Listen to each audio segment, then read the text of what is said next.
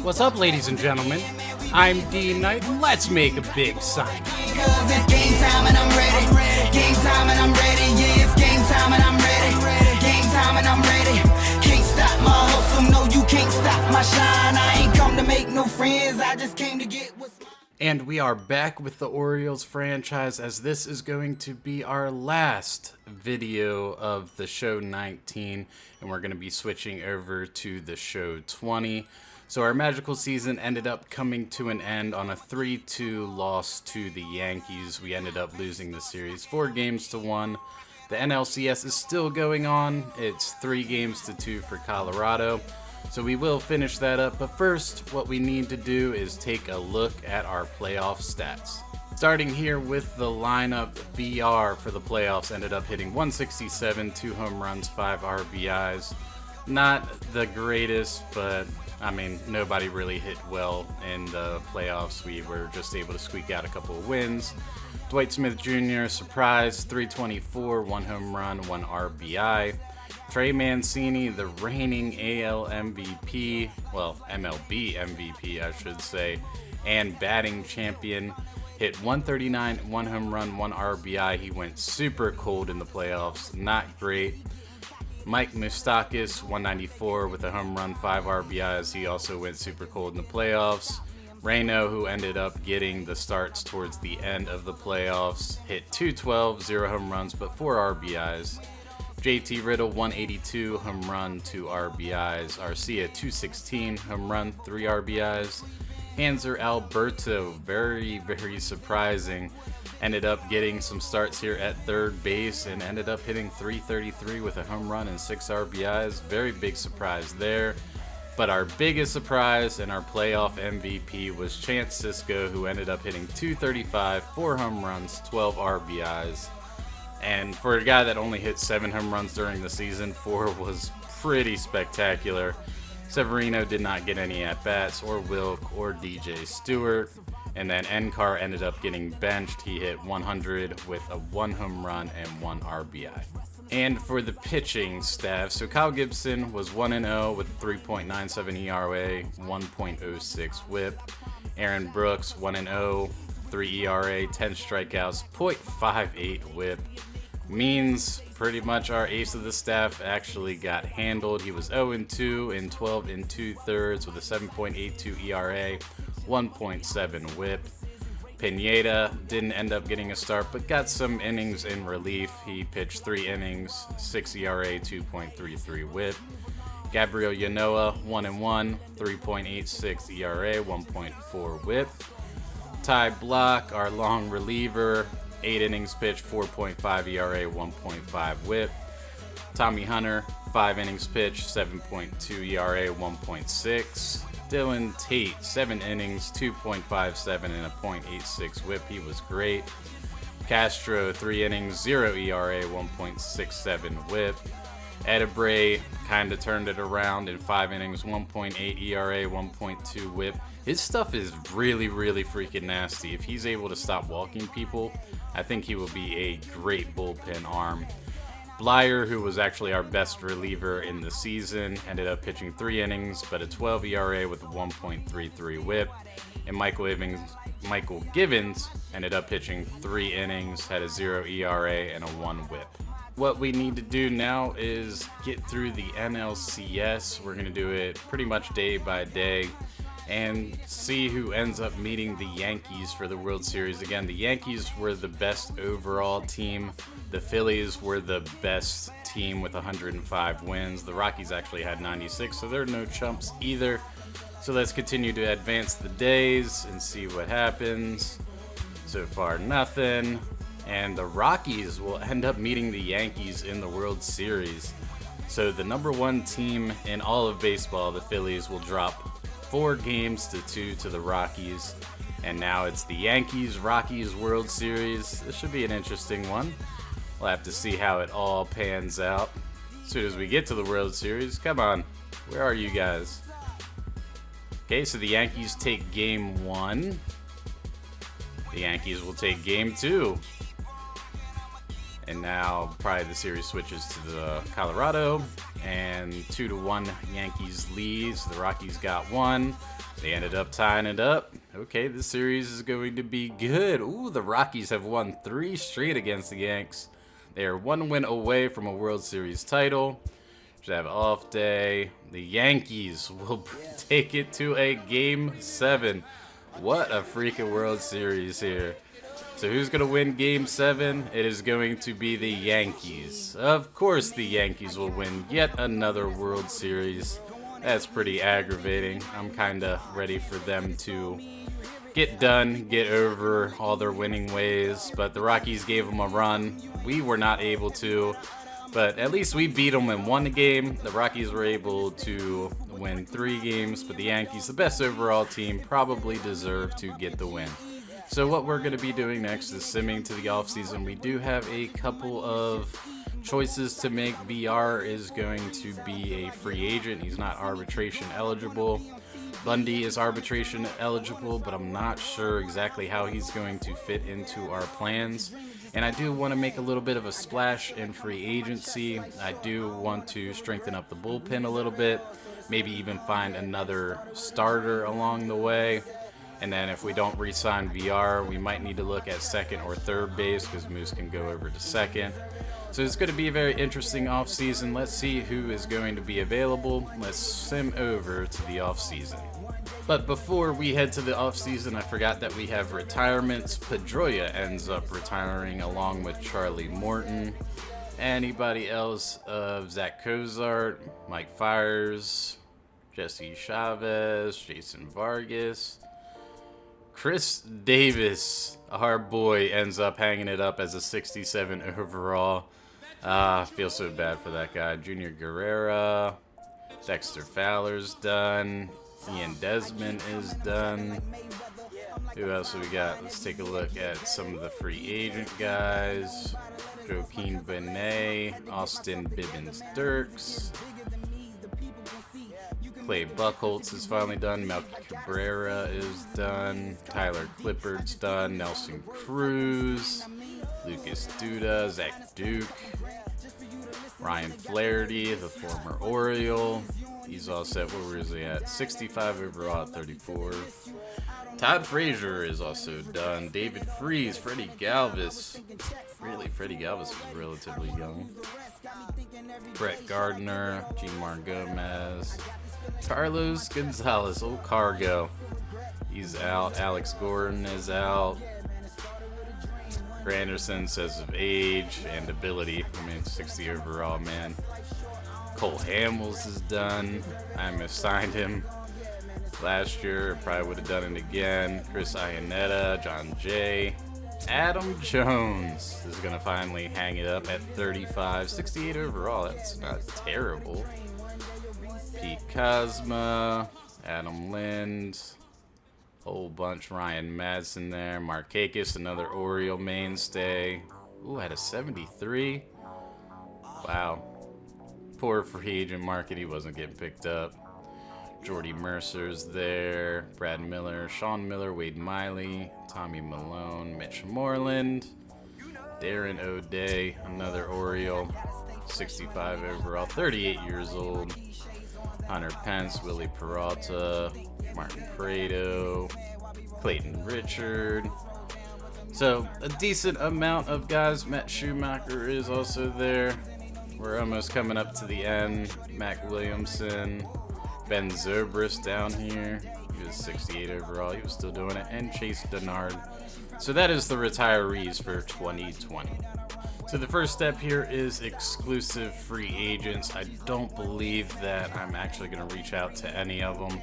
VR, for how good he actually is, he's dropping so much. His speed is starting to go away. He did steal 40 bases, but if there's anything better at second base, I would like to go out and get it. But I'm not going to say that I'm not going to sign him, but I'm sure that he is looking for a decent offer. Let's see exactly how much he is looking for. He's looking for almost $10 million a year, which is as much as I signed for Trey Mancini. So that's probably not going to happen. We might make a qualifying offer, or maybe get a second round pick out of it. but I don't think I'm even going to do that. I think it's time for him to move on from the Orioles. So now we are into free agency 1 period. We do have 4 guys that we could possibly lose in the Rule 5 draft. I don't really see any of them being crazy. I mean, I'm loaded on shortstops. Yacobonis is 29 at 65 overall, so that's going to be a little bit harder. And Valentin, 26 at 64 overall. I mean, could be somebody, but there's not really any guys here that I'm going to stand up and be like, dang, we lost them. If we lose them, we lose them. If not, then so be it. And now for salary arbitration, we do have Richard Blyer, who was great. He was making 1.4. I'm kind of interested to see how much he wants this time. I'm not sure if I'm really going to sign him to a long-term deal with him being 33. Block, he's 30 with a 76 overall. He was really good, long reliever. I will probably offer him that, depending on where he's kind of looking. I mean, 2.6 is probably where he deserves, maybe. And then Dylan Bundy, I'm so disappointed in him in this series. Just not getting it done, but we will probably get him on arbitration as well. And if he can't make that 5th rotation spot, he's probably going to end up getting traded. Contracts. So we have a good amount of people, but nobody that is really I guess, aka an Oriole. They're all kind of minor league guys, so I will go through that quickly off screen. And then the ever important free agency, and I see Mookie Betts is up there at the top. Oh boy. We got Mookie Betts, Trevor Bauer, Ken Giles, Kirby Yates, Liam Hendricks, James Paxton is the top 6. And then Robbie Ray, VR, Treinen, Stroman, Simmons, and Miller. So that's the top 12. Not looking too great, I guess I would say. But we're going to take a look, we're going to explore some options, and we'll see who we can grab and not. So we are going to start the free agency battle with trying to sign Mookie Betts. I mean, a 98 overall right fielder. This guy is a 5-tool guy. I pretty much want him. We're going to offer the max contract, 6 years, $186 million. That'll get him up to 34, which is still kind of in his prime. So hopefully we're able to grab him, but I know that there's going to be a bidding war. We will also lose a 2nd round pick if we do sign him, but it's worth the effort. We got the money to spend. Let's spend it. We are also going to go after starting pitcher Mike Minor. He is 33, but a 2.97 ERA in 200 innings, 17-8 record.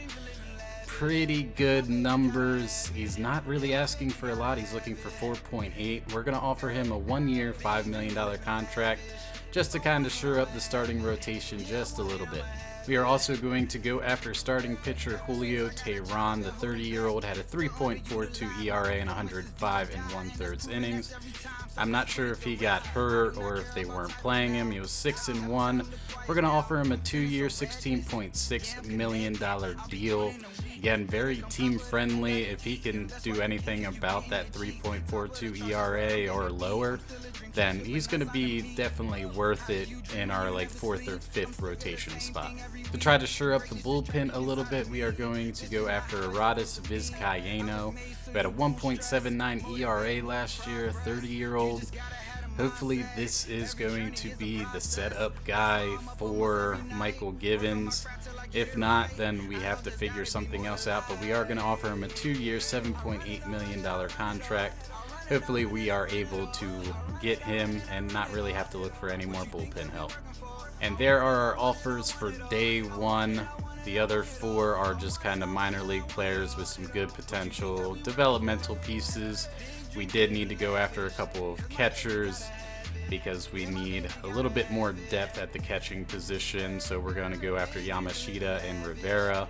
And then left field, Brendan Otto, who is a left fielder, 48 overall B potential, 18-year-old. So he's got a way to work, but maybe he's able to realize his potential and really go up. And then first base has been a pretty big need for our depth position. Yeah, we got Mancini all tied up, but we're going to go after David Bay, 45 overall, B potential first baseman. As you can tell, no second basemans on here. There just wasn't a lot there. I mean, nothing that I think is crazy. I mean, VR is actually the best second baseman out there in terms of overall and potential. But I think we're just going to end up moving Moose over to second base and clearing up the third baseman spot for maybe Reno or even Hanser Alberto, or fingers crossed if Mountcastle can get his stuff together. So one move we did end up making was we did promote Robert Hinckley. We added him to the 40-man roster, so he is going to be on the big league club starting spring training. We did not quite go after Adley Rutschman. I'm going to let him slug it out in AAA a little bit, get a little bit more seasoned, and hopefully get him up. And with Francisco having a great playoff, I think that is good. We are offering arbitration to Dylan Bundy and Ty Block. I did offer a contract to Blyer for a one-year deal. The tendered contracts, we have pretty much put them all in there. Santander, we did move over to left field because our center field positions are pretty much stacked. And then we did put a couple of guys onto the trading block. We put Michael Pineda there, who even though he was 11-4, just didn't really impress me. We put Pedro Severino because teams are going to be super interested in him. And then also shortstop Engel Vielma. We have plenty of shortstop depth. So I'm okay with possibly getting somebody else for him and kind of seeing if we can continue to build depth in other areas. So Mackenzie Yamashita was the first guy to end up signing. Again, 22-year-old, 64 overall C potential, but again, we needed some catcher depth. Kind of excited about his power. Hopefully he's able to kind of start progressing a little bit. He actually was not on a team last year, so that's a little worrisome. That's why he's got all those negatives and his overall was going down. But he's 22 years old. Hopefully he's able to round out into a good depth piece for us. First baseman David Bay also signed, 45 overall. Again, very big developmental piece here, but we needed some first base depth to go along with everything that we have. Just 20 years old, so he has plenty of time to continue to progress. Hopefully, again, he becomes a depth piece for us as well. And left fielder Brendan Otto will also sign, 48 overall, 18-year-old. Nothing here crazy, but I mean, the speed is awesome. The speed and stealing is just great. He's got a lot of work in the hitting department and the fielding department, but hopefully he's able to progress in single A, and hopefully we can see him in double A or triple A closer to maybe the end of next year or even after that. And we will sign Mookie Betts. Oh, that is great. So 6-year, $31 million per year. So we have an absolute freaking stud onto this team as our right fielder.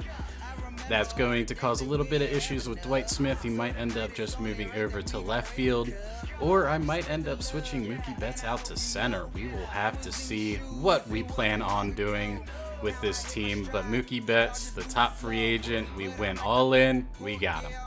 So we also got our catcher depth position all figured out as Mike Riviera will sign as a 51 overall. Another guy that wasn't on a team last year, 24-year-old. He's got decent hitting stats at where he's at. He's got a lot of way to develop, but hopefully as a single A guy or even just a depth piece for double A, he should be able to progress and be pretty good.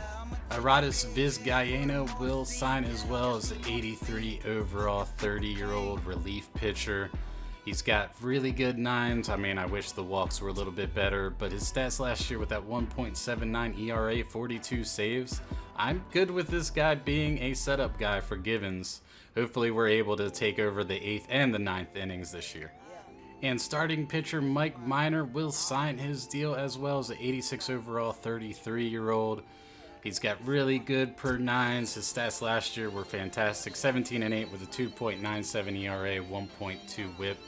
Yeah, he's getting up there in age, but again, we just offered him a 1-year, $5 million contract.